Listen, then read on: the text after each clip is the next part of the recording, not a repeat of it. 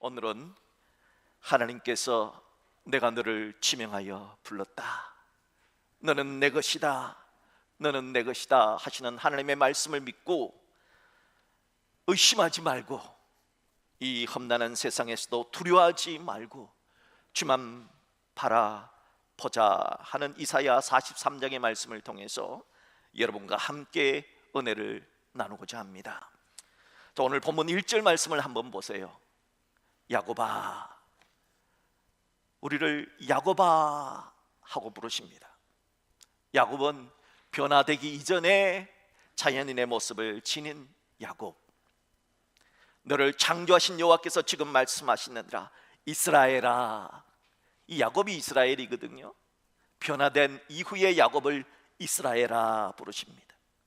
너를 지으신 이가 말씀하시느니라 너는 두려워하지 말라, 내가 너를 구속하였고 내가 너를 지명하여 불렀나니 너는 내 것이라. 오늘 이 말씀을 우리가 조금 더 실감나게 읽어보려면 야곱아 이스라엘아 하는 이 호칭 대신에 자신의 이름을 넣어서 읽어보면은 아, 이것이 오늘 나에게 주신 말씀으로 다가오게 될 것입니다. 여러분, 우리 다 같이 저기 땡땡 쳐놓는데 자신의 이름을 넣어서 1절 한번 합독해 보겠습니다. 영태야, 너를 창조하신 여호와께서 지금 말씀하시느니라. 영태야, 너를 지으신 이가 말씀하시느니라.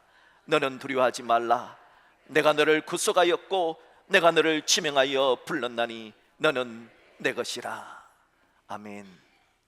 이 말씀은 전 세계 크리스찬들에게 가장 사랑하는 대표적인 말씀 가운데 하나입니다. 이 1절 말씀이 무슨 뜻입니까? 하나님은 어쩌다가 우리를 부른 게 아니라는 뜻입니다. 하나님께서는 우리 한 사람 한 사람을 콕콕 찍어서 지명하여 불렀다는 겁니다. 그래서 우리를 예수님을 주님으로 믿게 하시고 하나님의 아들, 딸로 삼아 주셨다는 겁니다. 우리들이 살아가고 있는 이 세상은 좋은 물고기와 나쁜 물고기가 함께 살아가는 세상입니다. 우리가 살아가고 있는 이 세상은 알곡과 가라지가 함께 살아가는 세상입니다. 우리가 살아가는 이 세상은 여자의 후손과 뱀의 후손들이 함께 공존하는 세상입니다. 그러하기에 하나님은 하나님의 아들, 딸들에게 이렇게 당부의 말씀을 하십니다. 그 당부의 말씀은 오늘 1절에 나오는 너는 두려워하지 말라는 말씀입니다. 두려워하지 말라는 말씀은 우리들이 살아가고 있는 이 세상은 우리를 두렵게 하는 일들이 많이 일어난다는 것을 배경으로 합니다. 요즘은 정말 매일 아침 신문 보는 것이 부담이 됩니다. 우리의 두 눈과 두 귀를 의심케 하는 끔찍한 사건과 사고로 오늘은 또 무슨 일이 벌어질까? 오늘은 또 어떤 쇼킹한 사건이 생길까? 두렵기까지 합니다.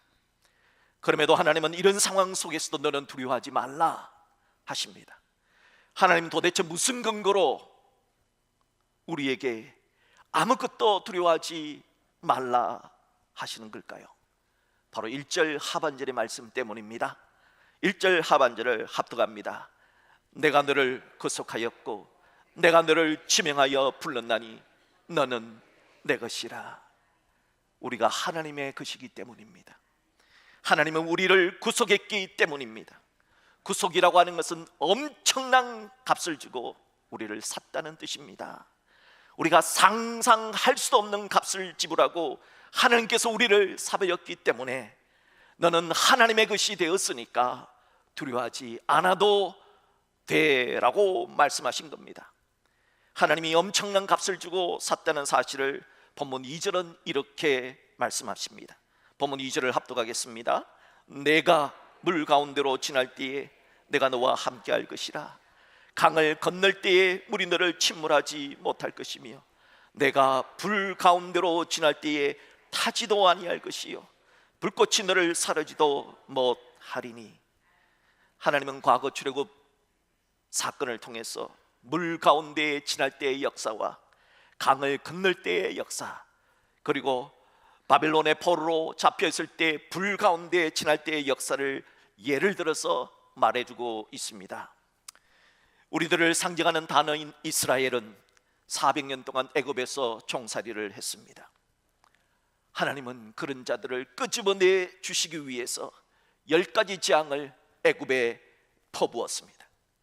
그리고 마지막 10번째 재앙은 죽음의 재앙인데, 이 죽음의 재앙은 그 누구도 피할 수 없는 재앙이 있습니다. 그런데 하나님은 이스라엘을 구해 주시려고 유월절 어린 양을 대신 잡아 죽이셨습니다. 그리고 그 어린 양의 피를 각자의 집 문인방과 문설주에 뿌림으로 그 피를 본 죽음의 천사는 이미 이 집은 어린 양이 대신 죽었기 때문에 그 집을 죽음의 재앙이 패스하고 지나가도록 패스 오브, 그래서 유월절이 생기게 된 것입니다. 이렇게 유월절 어린 양의 희생 때문에 출애굽이 가능했던 것입니다. 이렇게 출애굽을 가능했던 유월절 어린 양은 하나님의 아들이신 예수 그리스도를 예표합니다. 그러니까 출애굽은 어쩌다 우연히 일어난 일이 아니라 하나님이 작정하시고 성자 예수님의 생명, 그 엄청난 값을 지불하시고 우리를 위해 우리를 구원하셨다 하는 구원의 진리를 말해주는 역사적 사건이 출애굽 사건입니다. 이렇게 출애굽 때 있었던 물 가운데 지날 때의 역사란 출애굽기 14장의 홍해의 기적을 말해줍니다. 유월절 어린 양의 피로 출애굽한 이스라엘이 하나님이 약속하신 땅을 향해 앞으로 전진하고 있을 때 그들 앞에 홍해라는 바다가 나타났습니다. 그때 뒤를 돌아다 보니 애굽 왕이 출애굽한 자들을 죽여버리겠다는 단단한 각오로 애굽의 기관맥을 이끌고 달려왔습니다. 요즘으로 말하면 탱크를 이끌고 달려온 겁니다. 앞으로 가자니 홍해 바다에 빠져 죽을 것이고, 뒤로 가자니 애굽 군대에 죽을 것이고, 앞으로도 뒤로도 갈 수 없는 상황이 되었습니다. 바로 그때 하나님께서는 큰 동풍으로 홍해 바다를 갈라버렸습니다. 그리하여 출애굽 백성들은 그 홍해 바다를 마치 메마를 땅을 건너가는 것 같이 건너게 되었습니다. 그리고 출애굽 백성들이 홍해를 다 건넌 후에는 하나님이 다시 그 홍해 바다를 닫아 버렸습니다. 뒤따라오던 애국 군대는 홍해 바다 속에 수장시켜 버린 겁니다. 하나님은 과거 홍해라는 큰 물에서도 건져주셨듯이 우리들 앞에 있는 두려움에서 건져줄 것이다. 그러니 두려워하지 말라 하신 겁니다. 또한 출애굽 때 있었던 강을 건널 때란 여호수아 3장에 나오는 사건을 말해줍니다. 드디어 출애굽 백성들이 요단강만 건너면은, 이제 저 요단강만 건너면은 그렇게도 원하고 원했던 젖과 꿀이 흐르는 약속의 땅에 들어갈 수가 있었습니다. 그런데 문제가 하나 있었습니다. 이 요단강은 평소에는 정말 잔잔한 강입니다. 그런데 비가 오는 우기 때가 되면 물이 불어나서 홍수가 난다는 겁니다. 홍수가 난 상황 속에서 노약자를 비롯한 200만의 그 수많은 백성들을 이끌고 요단강을 건넌다는 것은 불가능한 일이고 매우 두려운 일이었습니다. 그런데 하나님은 여호수아에게 이렇게 말씀하십니다. 법궤를 맨 제사장들이 먼저 홍수가 난 요단강에 발을 디디면은 하나님이 강물을 멈추게 해줄 것이다 하셨습니다. 저들은 눈앞에 보이는 홍수를 바라보지 않았습니다. 하나님의 말씀에 순종해서 요단강에 발을 내디뎠습니다. 주의 종들이, 제사장들이 요단강에 발을 디디자 흘러넘쳤던 요단강의 강물이 멈춰버렸습니다. 그렇게 해서 홍해를 건넜듯이 또다시 이스라엘 백성들은 요단강을 마른 땅을 건너듯 약속의 땅에 들어갔던 것입니다. 과거 홍수 때 요단강의 물도 멈추게 하신 하나님을 너희들이 기억한다면 두려워하지 말아라 하신 겁니다. 또한 불 가운데 지날 때의 역사란 다니엘서 3장에 나오는 사건을 말해줍니다. 이스라엘 백성들이 바빌론에 포로로 끌려간 적이 있었습니다. 그때 다니엘의 세 친구 사드락과 메삭과 아벳느고는 바벨론 왕 느부갓네살에 의해서 금신상에 절하라는 우상 숭배의 명을 받습니다. 하지만 저들은 그럴 수가 없었습니다. 왜냐하면 저들은 하나님만 섬기는 하나님의 사람이었기 때문입니다. 우상 숭배를 거부했습니다. 그러자 제발 자신의 금신상에 절할 수 없겠냐며 회유하고 설득하고 협박을 해도 안 됩니다. 이에 분노한 바벨론 왕 느부갓네살은 평소보다 7배나 더 뜨거운 풀무불에 그 세 사람을 집어넣어 버렸습니다. 하지만 다니엘 세 친구들은 머리 털끝 하나 상하지 않았습니다. 그것도 정말 놀라운 일이지만 더 놀라운 일이 있었습니다. 분명 풀무불에는 세 사람이 던져졌는데 네 사람이 보인 겁니다. 도대체 그 한 사람은 누구일까요? 그 광경을 자세히 본 바벨론의 느부갓네살 왕이 이렇게 말합니다. 왕이 또 말하여 이르되 내가 보니 결박되지 아니한 네 사람이 불 가운데로 다녔는데 상하지도 아니하였고 그 넷째의 모양은 신들의 아들과 같도다. 신들의 아들과 같도다. 그 한 사람은 구약에 나타나신 성자 예수님이셨습니다. 성자 예수님은 그 뜨거운 불 속에라도 들어가서 너는 내 아들이다, 너는 내 딸이다, 너는 내 거다, 내가 너를 지켜줄 거다 약속하신 말씀 그대로 하나님의 백성들을 보호해 주신 것입니다. 성자 하나님은 이렇게 불 속에라도 들어가서 하나님의 아들 딸들을 지켜주셨다는 너희들의 역사를 믿는다면 두려워하지 말라 하신 겁니다. 하나님께서는 이 지구를 창조하셨을 때 하나님의 뜻에 의해서 운행되도록 설계하셨습니다. 요즘은 이것을 세련되게 지적 설계 이렇게 표현을 합니다. 그러니까 지적 설계란 현재의 모든 생명체들과 모든 우주 삼라만상은 지적인 설계자, 우리는 이분이 누군 줄 압니다. 믿지 않는 사람들은 지적인 설계자에 의해서 설계되었다, 이게 지적 설계거든요. 우리는 하나님에 의해서 모든 것이 설계되었다는 것을 알게 됩니다. 하나님은 이 지구가 자연스럽게 일상적인 규칙에 의해 운행이 되도록 설계하셨지만 때로는 하나님이 인간의 역사 속에 개입을 하십니다. 우리는 이것을 과학을 뛰어넘고 이성적 사고를 초월한다고 하여서 우리는 이것을 기적, 미러클이라고 부릅니다. 성경에는 정말 많은 기적이 나옵니다.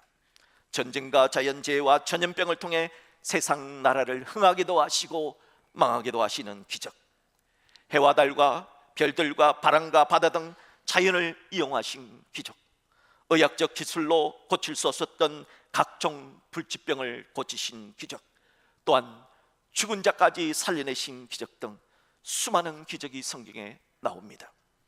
그렇다면 이 수많은 기적 중에 최고의 기적은 어떤 기적일까요? 구속의 기적입니다. 다시 말씀드리지만 구속이란 엄청난 값을 주고 샀다는 뜻입니다. 우리가 상상할 수도 없는 값으로, 사단조차 상상할 수 없는 값으로 하나님께서 우리를 사버렸다는 뜻입니다. 그래서 기적 중에 최고의 기적은 하나님의 독자이신 예수님께서 이 땅에 오셔서 우리를 대신해서 죽으신 십자가의 기적입니다. 또한 그 결과로 지옥이 너무나 당연했던 우리들에게 천국 갈 수 있는 길을 열어주신 구원의 사건이 기적 중에 최고의 기적입니다. 한번 생각을 해보세요. 하나님이 인간이 된 것도 기적인데 정말 우리 같은 사람이 하나님의 자녀가 되고 우리 같은 사람이 천국 갈 수 있다는 것, 이게 기적 중에 기적이 아니고 뭐라 말할 수 있겠습니까?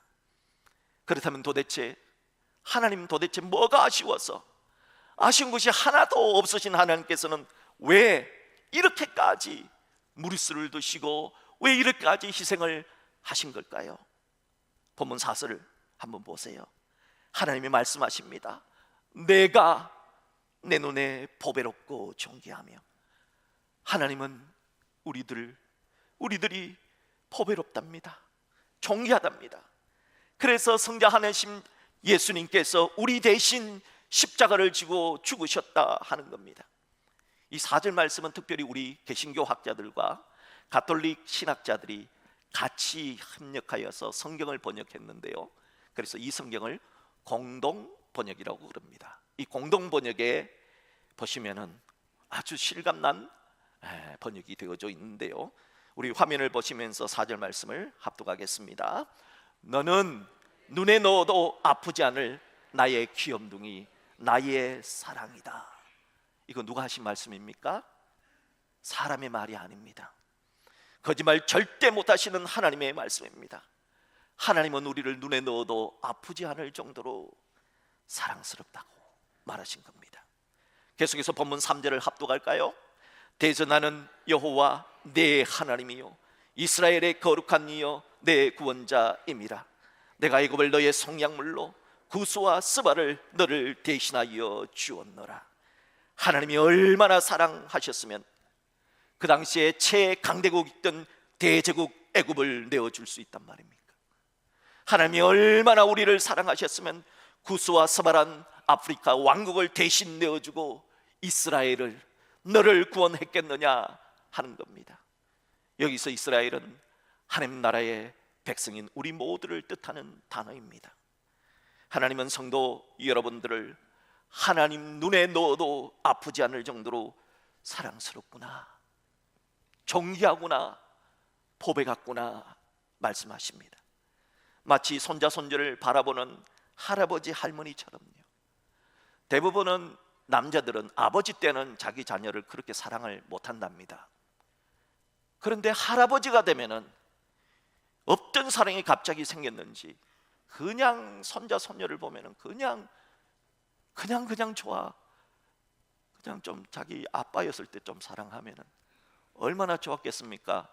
물론 뭐 때는 늦었지만 그래도 할아버지 때라도 사랑할 수 있으면 얼마나 좋겠습니까?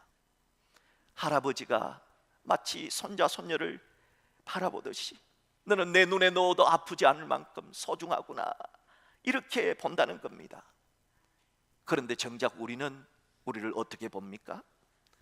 우리는 우리 자신을 얼마나 인색하게 평가하는지 모릅니다. 왜 그렇게 자기 자신에 대해서는 그렇게도 점수를 안 주는지 몰라요. 왜 그렇게 자신을 평가할 때 그렇게 짜게 평가하는지 모릅니다.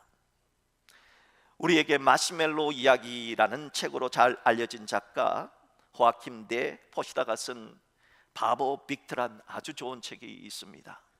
여러분에게 추천해 드립니다.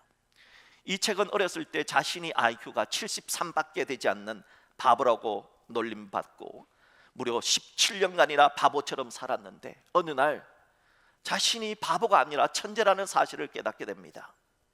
그리고 변화된 삶을 살았던 실제 천재 빅터 세리브리아코프의 실제 이야기를 다룬 아름다운 이야기입니다. 7학년, 미국에서 7학년, 우리나라로 중학교 2학년이지요. 이 빅터는 정말 내성적이고 수줍음이 많았는데 말까지 더듬어서 학교에서 늘 놀림을 당했답니다. 담임 선생님조차 이 빅터가 IQ 테스트에서 73이 나왔다고 빅터를 전형아로 취급을 했습니다. 그리고 빅터가 IQ 73이라는 말을 교무실에서 얘기했는데 그것을 우연히 듣게 된 아주 못된 친구가 있었는데 그때부터 빅터를 바보 빅터라고 소문을 내면서 전형아로 낙인을 찍어버렸습니다. 도저히 빅터는 학교를 다닐 수 없었습니다. 학폭, 정말 말할 수 없는 그런 고통 때문에 학교를 그만두고 아버지를 도와서 23살까지 자동차 정비소에서 허드렛 일을 하며 정말 바보처럼 살았습니다. 그러던 어느 날 빅터가 101번 국도가 있는데요, 이 101번 국도 옆에 옥에 광고판이 크다랗게 있는데 그 광고판에는 아무런 문구도 없고 그냥 수학 공식이 쫙 적혀져 있더랍니다. 그리고 이메일만 적혀져 있어요. 호기심에 빅터가 이 문제를 풀어버립니다. 그리고 컴퓨터가 없는데 컴퓨터 있는 여자친구 로라에게 부탁을 해서 저 광고판 밑에 있는 이메일로 그 답을 제출합니다. 그러자 애플사에서 사람이 나와서 당신을 특별 채용하기를 원합니다. 당신 합격하셨습니다 라는 답이 오게 됩니다. 사실 이 옥의 간판에 수학 문제는 세계 최고의 컴퓨터 회사인 애플사 근데 애플이란 말을 못 썼는지 그냥 이 책에는 애플이사 이렇게 생각. 애플사인데 왜 애플이라고 썼는지, 하여튼 그 책에는 애플이사로 번역이 되어 있어요. 회장님이 직접 나와서 이 바보 빅터를 채용을 한 겁니다. 2달 지나도록 그 답을 낸 사람이 아무도 없었는데 빅터가 그 문제의 답을 맞추었으니까 회장님이 직접 나와서 특별 채용을 한 것이지요. 하지만 그 회사에서 누구를 만나게 되느냐? 하필이면 학창시절 바보 빅터라고 놀렸던 그 못된 친구 있잖아요. 그놈을 만났는데 그놈이 그 애플사에 경비직을 하고 있더랍니다. 그런데 이제 이 경비직을 하고 있는데 놀리더랍니다. 야, 네가 어떻게 여기 이 회사에 들어올 수 있냐고. 네 바본데, 야, 분명히 문제가 있을 거야. 나 같은 사람도, 나같이 똑똑한 사람도 겨우 경비직을 하는데 하면서 계속해서 놀리는 거예요. 그리고 협박까지 합니다. 네가 IQ가 73이라는 것을 내가 다 까발리겠다고. 결국은 말로 인해 또다시 이 빅터는 흔들려 버립니다. 결국 빅터는 그 못된 친구에게 주먹을 한 방 날립니다. 그리고 애플사를 나와 버립니다. 빅터는 또다시 자신은 IQ 73밖에 되지 않는데 내가 어떻게 이런 회사에 있을 수 있어 하면서 바보라는 틀에 갇혀서 자신의 모든 가능성을 다 내려놓습니다. 모든 걸 포기해 버립니다. 사람들이 포기하는 이유는 포기가 가장 쉬운 선택이기 때문입니다. 그래서 이 빅터는 미국 전역을 떠돌면서 공사장에서 남이 시키는 일만을 했습니다. 그러던 어느 날 빅터를 도와줬던 그 여자친구 로라 있잖아요. 이 로라가 빅터의 IQ가 당시 샌프란시스코에서 가장 머리가 좋았던 암기왕 잭이라고 불린 사람보다 더 높다는 사실을 알게 됩니다. 이 암기왕 잭이 와서 샌프란시스코에서 나보다 더 똑똑한 사람이 딱 한 명 있다고. 그게 누구예요? 물었더니 빅터라는 거예요. 너무 깜짝 놀랐잖아요. 이 사실을 확인하기 위해서 그 친구 로라가 빅터를 찾게 됩니다. 드디어 찾아서 빅터와 또 빅터를 사랑해 주었던 선생님 가운데 레이첼 선생님이 있었는데 그 세 사람이 함께 어릴 적 학교로 찾아갑니다. 그리고 바보 빅터의 IQ가 얼마인가 적혀 있는 IQ 테스트지를 보게 됩니다. 73이 아니라 173이었음을 알게 됩니다. 도대체 이게 어떻게 된 일이냐? 17년 전 담임 선생님이었던 로널드 선생님이 실수로 앞에 숫자 100자를 빼버리고 73만 기재했던 겁니다. 어처구니 없게도 누락된 IQ의 한 자리 숫자로 인해서 빅터는 진짜 17년 동안 바보로 살았던 겁니다. 이 모든 사실을 나중에 선생님이 알고 빅터를 찾았지만 도저히 빅터를 찾을 수 없어서 미안하다고, 내가 그때 너무 미안하다고 미안하는 말을 하지만은 빅터는 그 말에 놀라운 깨달음을 얻게 됩니다. 이 책 218쪽에 이런 내용이 나옵니다. 잃어버린 17년, 그동안 숫자에 속았고 무시하는 사람들에게 속았고 세상에 속았다. 하지만 인생의 책임은 타인의 몫이 아니었다. 빅터는 이제야 깨달았다. 자신의 잠재력을 펼치지 못하게 만든 장본인은 바로 자신이었다는 것을, 자기 스스로 자신을 바보라 여겼음을, 남이 아닌 내 인생인데 정작 그 삶에 나는 없었다는 사실을 깨닫게 됩니다. 이후에 빅터는 나는 천재다, 나는 천재다 하는 사실을 깨닫고 적극적으로 자신의 삶을 변화시킵니다. 그래서 정말 수많은 히트 상품을 개발한 발명가로, 기업의 컨설턴트로, 애플사의 사회 이사이자 저술가로, 혁신 강연가로, 그리고 상위 2% 천재들만 가입한다는 국제 멘사 협회의 회장으로 취임하게 됩니다. 이것은 바로 그 사람, 국제 멘사 협회의 회장이 된 그 사람의 실화를 기반으로 한 소설입니다. 사랑하는 성도 여러분, 왜 천재가 바보처럼 살았습니까? 우리 인생의 기준은 IQ가 아닙니다. 우리 인생의 기준은 남들이 하는 말이 아닙니다. 진정한 우리 인생의 기준은 이 세상을 창조하신 하나님의 말씀에 있습니다. 오늘 하나님은 우리에게 말씀하십니다. 여러분들은 보배롭고 존귀한 존재라고 하나님이 말씀하십니다. 이 말씀을 의심하지 마시고 여러분 스스로가 이 말씀을 믿고 여러분의 삶에 적용하고 살아야 합니다. 하나님은 이사야 43장 13절에서 말뚝을 박아버리듯 이렇게 말씀하셨습니다.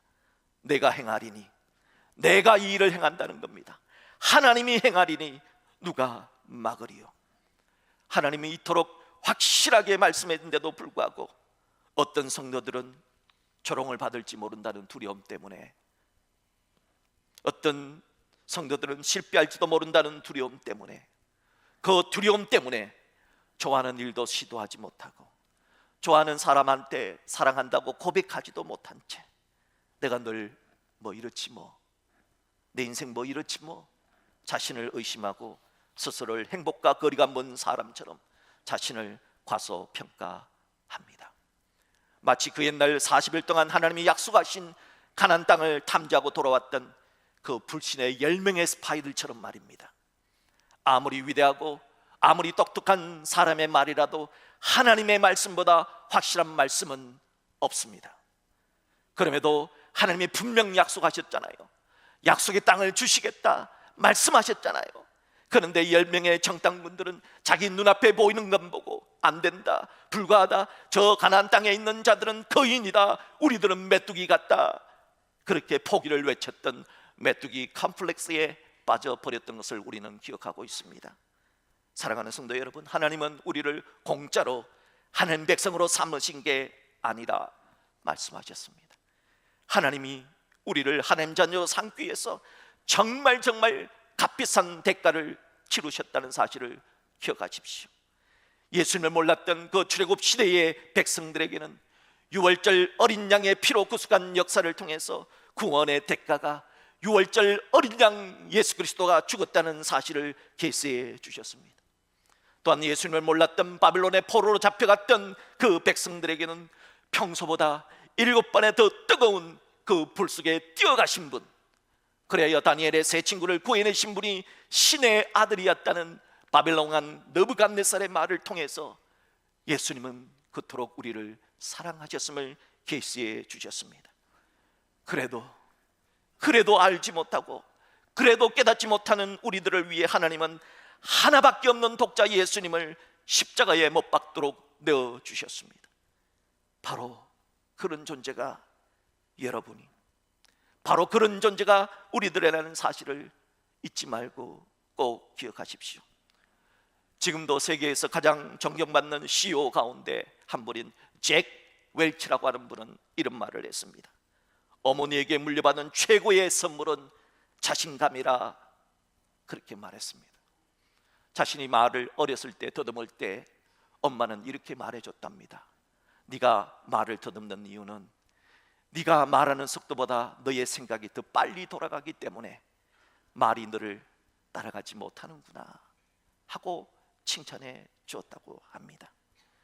바라기는 하나님께서 주신 말씀, 우린 보배롭고 존귀하다 하는 이 진리를 알고 지금 우리 앞에 일어나는 일 하나하나, 그런 일에 일희일비하지 마시고 지금도 일하시는 하나님에 대한 절대 믿음을 가지시고 주님만 바라보시기를 주의 이름으로 축복합니다.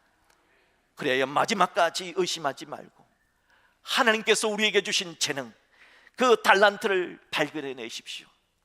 그리고 자신을 발전시키는 즐거움을 통해서 그렇게 우리가 진짜 축복의 통로로 살아가는 우리 모두가 될 수 있기를 주님의 이름으로 축복합니다.